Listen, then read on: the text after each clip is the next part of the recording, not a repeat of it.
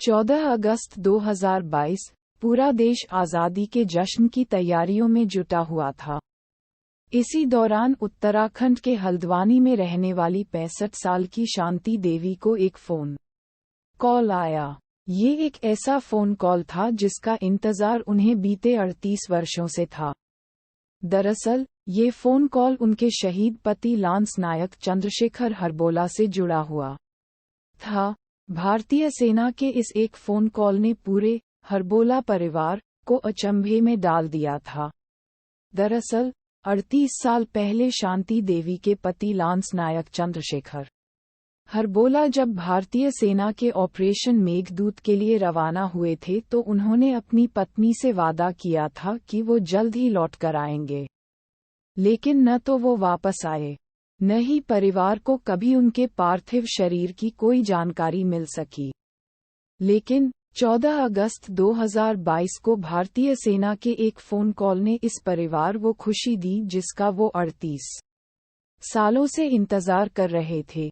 भारतीय सेना के अधिकारियों ने फ़ोन कॉल पर शांति देवी को बताया कि 38 साल बाद सियाचिन के एक बंकर में उनके पति का पार्थिव शरीर मिला है और 2 दिन बाद उनके पार्थिव शरीर को हल्द्वानी पहुंचाया जा रहा है। ये सूचना पाते ही शांति देवी ने इसकी जानकारी अपनी बेटियों को दी।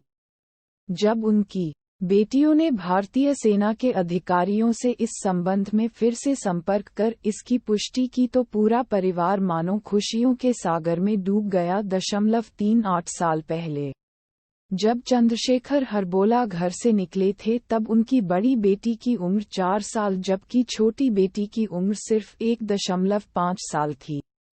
अपने पिता की बहादुरी के किस्से सुनते हुए बड़ी हुई दोनों बेटियों को ताउम्र ये गम रहा था कि उनके होश संभालने से पहले ही उनके पिता हमेशा के लिए उन्हें छोड़कर चले गए। अब 38 साल बाद उनके पिता का पार्थिव शरीर उनके पास आ रहा था, जिसकी उन्हें कभी उम्मीद ही नहीं थी। लांस नायक चंद्रशेखर हरबोला 19 कुमाऊं रेजिमेंट के जांबाज सिपाही थे। ये वही रेजिमेंट है जिसने सियाचिन को हासिल कर पूरी दुनिया में भारतीय सेना का डंका बजाया था। दरअसल, साल 1984 में जब सियाचिन को हासिल करने के लिए ऑपरेशन मेघदूत की रणनीति बनाई जा रही थी, तब कुमाऊं रेजिमेंट को ही इस चुनौती के लिए चुना गया था। ये वही रेजिमेंट है जिसने भारतीय सेना का पहला परम वीर चक्र हासिल किया था। मेजर सोमनाथ शर्मा परम वीर चक्र पाने वाले पहले भारतीय सैनिक थे। दरअसल, लांस नायक चंद्रशेखर हरबोला उन 20 जवानों के दल में शामिल थे जो एक एवलांस की चपेट में आ गए थे। इस दौरान 15 जवानों की मौके पर ही मौत हो गई थी, जिनके शव भारतीय सेना के बचाव दल को मिल गए थे, लेकिन 5 शव बरामद नहीं हो पाए थे। इनमें लांस नायक चंद्रशेखर हरबोला भी शामिल थे।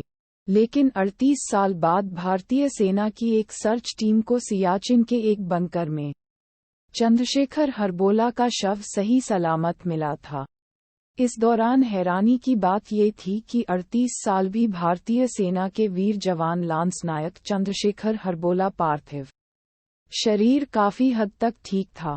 ये अपने आप में हैरानी की बात है।